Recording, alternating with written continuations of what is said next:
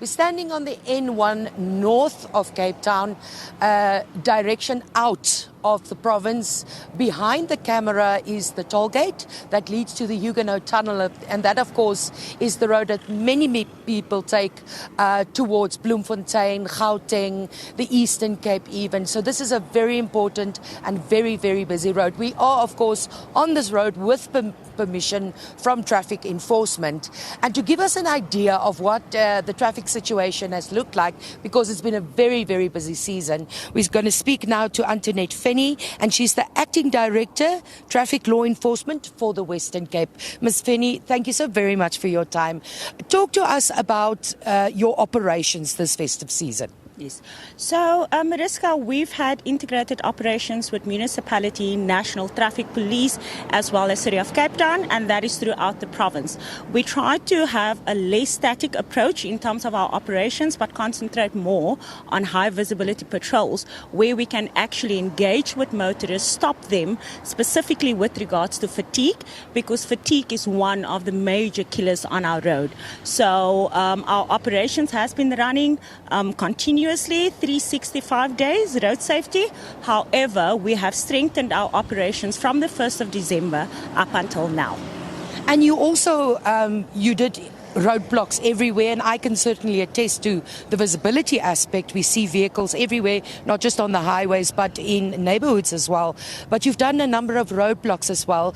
Talk to us about what you found there, the numbers in terms of people you stopped, and what concerned you with those roadblocks. Yes, so why you see such a high visibility presence of our officers is because we believe that it is helping, that omnipresence of traffic officers on the road is really helping to improve driver behavior. In our roadblocks and also in terms of our statistics, what is a major concern? We've arrested just over 500 people, one.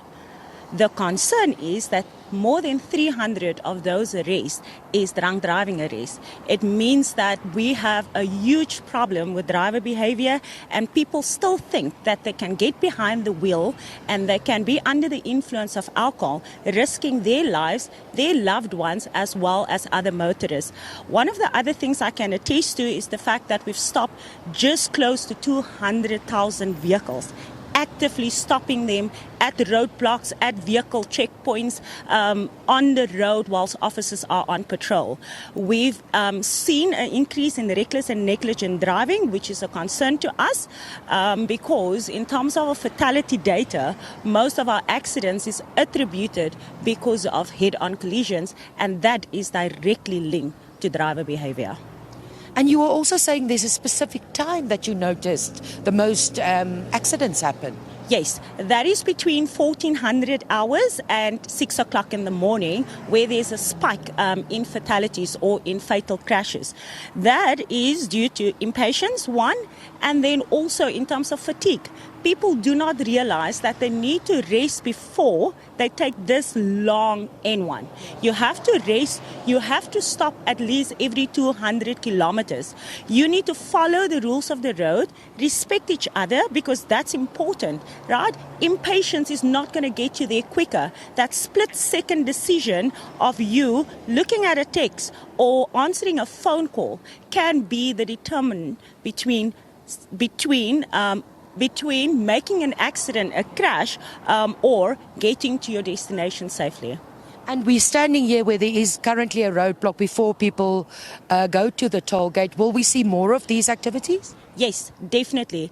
We believe that, when you're on the road, you need to have valid documentation and your vehicle need to be roadworthy. Because one of the other things that we've seen is lost control in terms of a crash. How do you lose control? It can either be your vehicle is unroadworthy, you had a tire burst, or it can be due to unroadworthiness. So we have a lot of these operations on the N2, R27, N7, specifically on the N1. As you know, N1 has the most traffic traffic. In terms of our technology and systems and our cameras, we have noticed an increase in terms of vehicles leaving Cape Town as well as vehicles coming in. So specifically the N1, but also all other roads within the Western Cape, we will be there, we will be present, and we will have a zero tolerance with regards to reckless and negligent driving, with regards to drunk driving, and people that's behaving badly on our roads. And of course, this will intensify now. The schools start on the 13th of January. So do you expect the traffic volumes to increase? Yes, definitely. So this weekend, from Friday up until next weekend, because next weekend is usually your people that still want to visit a little bit longer with families. Now they're rushing back to Cape Town. So from Friday up until the 12th, we're expecting an increase in traffic, vehicles coming to Cape Town as well as vehicles leaving the province as well. You will see a lot of number plates, Eastern Cape, Northern Cape, Free State, right? And they're using the N1 to get to the Eastern Cape, Northern Cape, Bloemfontein, etc. Lastly, just caution and maybe advice for people who are going to travel this long road. This is a plea from us as government. We cannot do this alone. We need you. We need each road user, the pedestrians that's currently 50% contributing to fatalities. We need each one of you to play your part in order for us to ensure that you get home safely. Respect each other, follow the rules of the road, make sure that you rest before you take on the long road. Make sure that every 200 kilometers, even if you just have a body break or even if you're just going to grab a cup of coffee or something, but that will immediately break that fatigue. Then also the trio is speed, it is fatigue, and it is reckless and negligent driving. So do not behave in the reckless and negligent driving behavior. Rest, and please just respect each other on the road. You are going to get to your destination safely, but it starts with you as the driver, as the pedestrian, or any other road user to ensure that you and your loved ones get home safely. That was, of course, Antoinette Fenny. Thank you so very much, ma'am.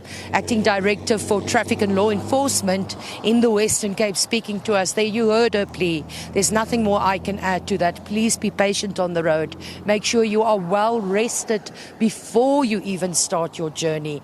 Drive slower, stop frequently, and there is a zero tolerance approach in the Western Cape. The warning has been issued throughout the festive season, and over the last several years, there is a zero tolerance approach in the Western Cape. You will be arrested, you will be detained if you are caught exceeding any of those laws that are in place, especially drunk driving. There is no tolerance for that, and you will spend your time behind bars and will be processed in accordance with the law if that happens.